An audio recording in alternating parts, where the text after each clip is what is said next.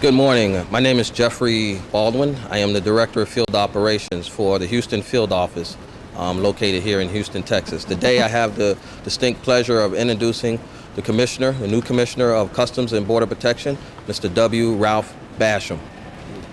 Mr. Basham. Hey, good morning, everyone. It's great to be back here in Houston. It's sort of my second home. When my previous life as the director with the Secret Service, spent a lot of time down here with 41 back when he was vice president, and the Houstonian was sort of my second residence for a long time. So very familiar with the Houston area, and always enjoy coming back and visiting. But we just come up from the southwest border down in Laredo, Hidalgo, and McAllen, and went down there with the president initially.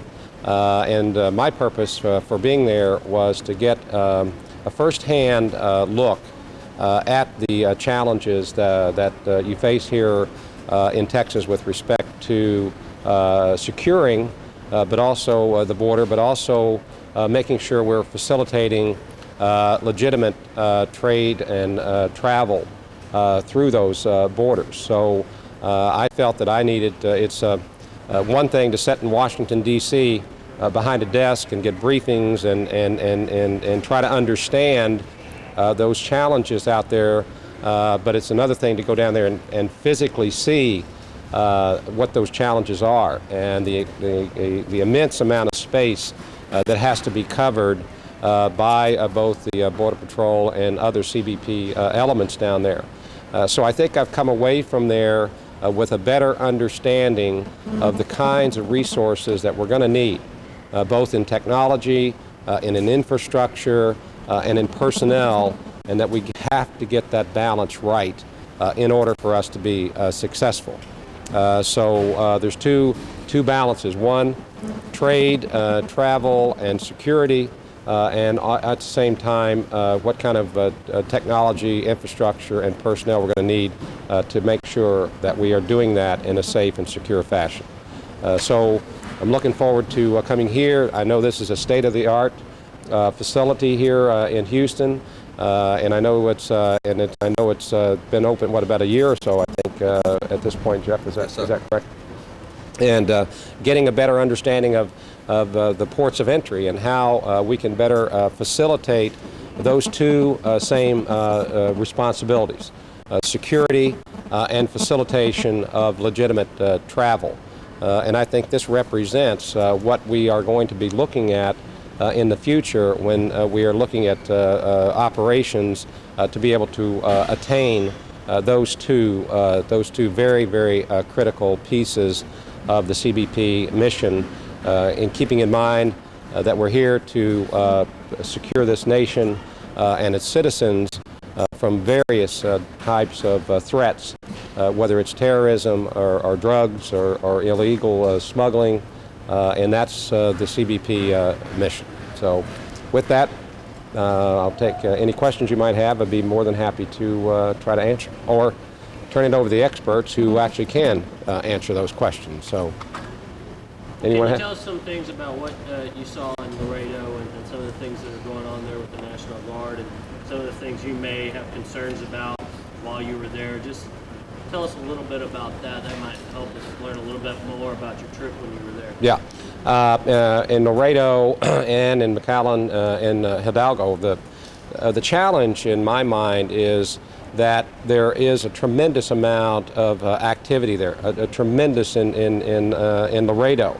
It's, I believe, the second busiest port of entry in the country when it comes to freight and getting through those checkpoints. So we're going to have to continue to work on a better technology and a better strategy to continue to move that freight across the border, and at the same time be able to make sure that it is secure. And obviously those challenges, they're working on. We're working very closely with our partners there, both state and local, other federal agencies there, to be able to facilitate those two areas of responsibility. With respect to the Guard, I think what you have to recognize here is that the Guard is coming in to augment the responsibilities of the Border Patrol. And right now, we are sitting down with the Governor and with the Guard and defining the roles that the Guard will play and making sure that those roles are significant and that the jobs that we're asking and the responsibilities we are asking the Guard to take on are at the appropriate level.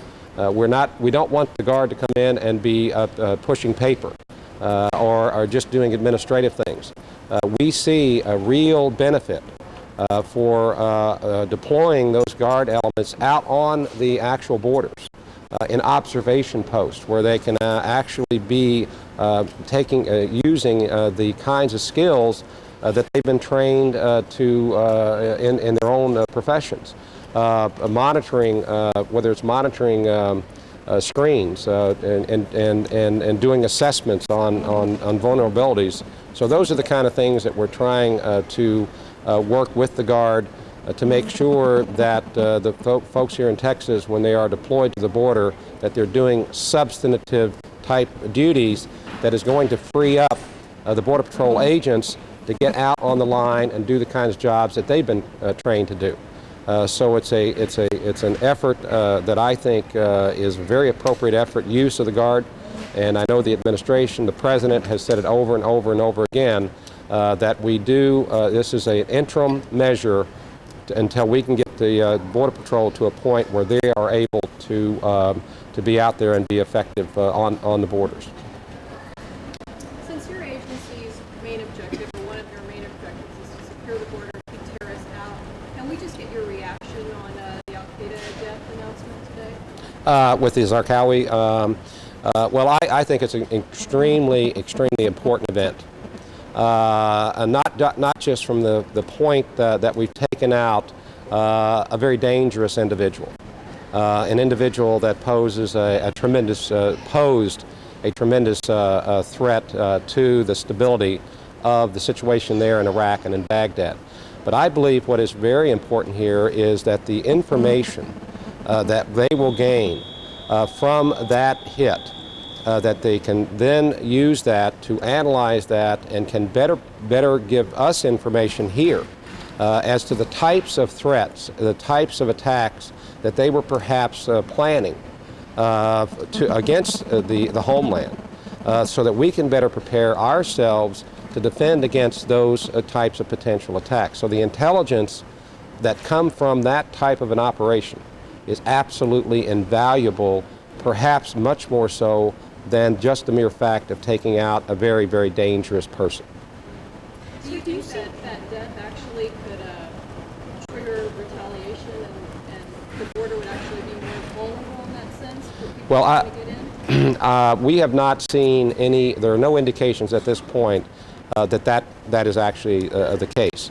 But you have to remember that we're constantly and very vigilant about this type of attack, this type of vulnerability on the port. So what will happen is taking that information, trying to get a better understanding of what Al-Qaeda is planning and what they know about our vulnerabilities just gives us better information to prepare against those vulnerabilities. But right now there's been no discussion of raising the threat level. At this point, I don't anticipate that is going to happen. Obviously, if there is more intelligence, more information that's developed from what they find, then clearly that would be something that would be under consideration. Do you see any changes happening in Houston? Do you feel there's the airport of Houston, either one of them needs to have or undergo any changes for what you've seen? Well, I think there are very exciting changes going on here in Houston. You're talking specifically about the Houston port here at the airport? Well, under the Rice-Chertoff initiative, I think there's some very exciting things that are going on in trying to better facilitate travel. At the same time, obviously, maintaining a high level of security. But sitting down, working with our partners in the industry, working with other federal and local entities here in Houston to be a more welcoming, more accommodating port of entry I think it's very exciting for Houston itself. I think it's Houston and Dulles Airport have been designated under the Rice Chertoff Initiative, and I think that's very exciting. But just this facility itself, I think is going to be very, very positive for the city of Houston and being able to process and move people through in more quickly and more efficient manner. There's some things on your agenda that you foresee to change, the things that you've been looking at that you want to change inside the organization? I'm perhaps. You can discuss. Yes, there are obviously things that I have seen that I'm looking at being hopefully helpful in moving forward the agenda that the previous commissioner set in place. You may be familiar with some of the types of initiatives, CTPAT, which is the Customs Trade Partnership Against Terrorism, the Container Security Initiative, some of the types of initiatives that are not necessarily apparent on the surface, but behind the scenes, below the surface, that we're trying to move forward, being more aggressive, being more robust, trying to get additional data, trying to be able to analyze that data and apply that to trade, to travel, to better facilitate that trade and travel, but at the same time maintaining security. So that's the sorts of things that we're looking at to just continue on with Commissioner Bonner's thinking and his initiatives, and I believe he was on the right track. And I'm going to continue to try to push forward with those kinds of initiatives. And at the same time, a more robust intelligence intelligence processing analysis, so that CBP can have a better understanding and have a better awareness of exactly what the domain is, what the arena presents, and so we're better able to do our job. So we're in hurricane season now.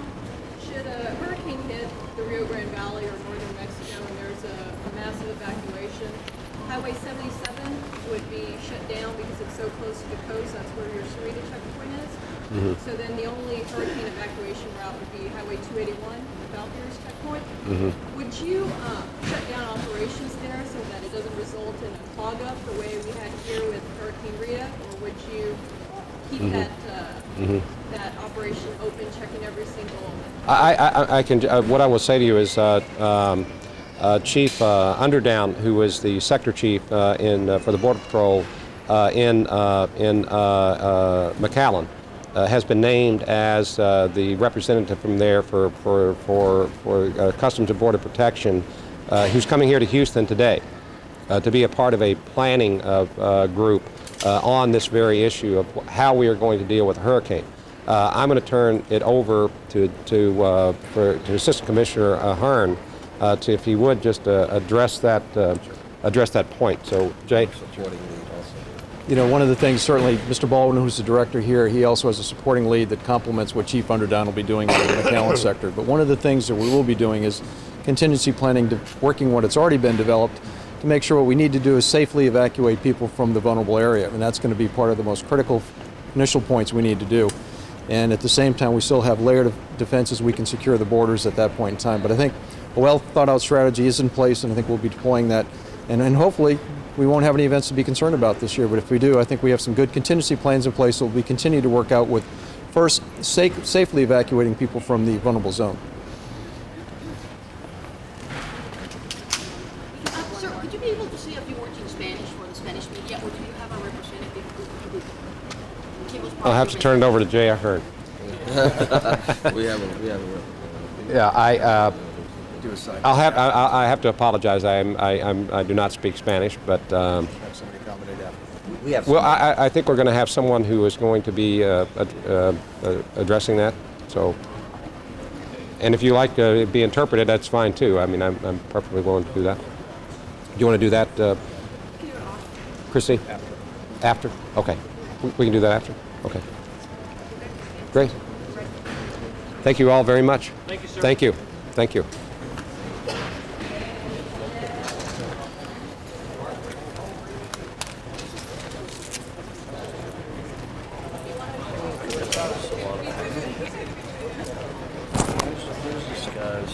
I'll take donations.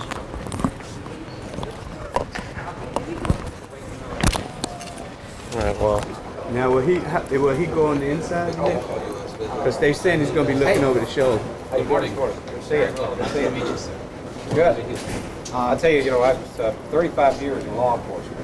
Going back to the old days when it was a notebook, and you guys remember, well, you don't remember, folks too young, but seeing all of the technology that's being brought to bear on the challenge is just really fascinating. I guess it's a state-of-the-art, high-tech sort of operation. Yes, sir.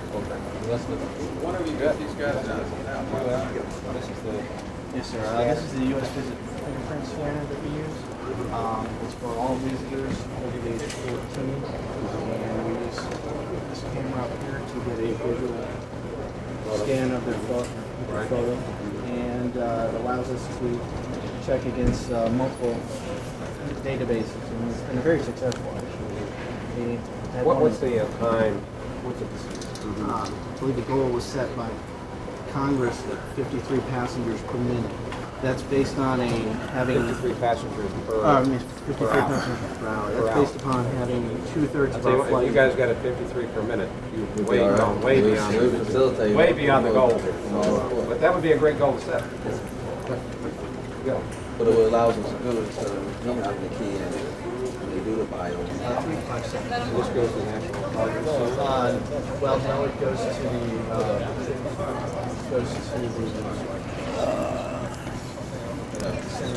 right in his face. There we go.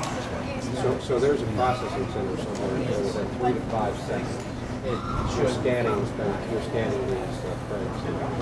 As well as Well, the photo is more for our record. It's really just so this data is logged and maintained for further. indefinitely. Now, once they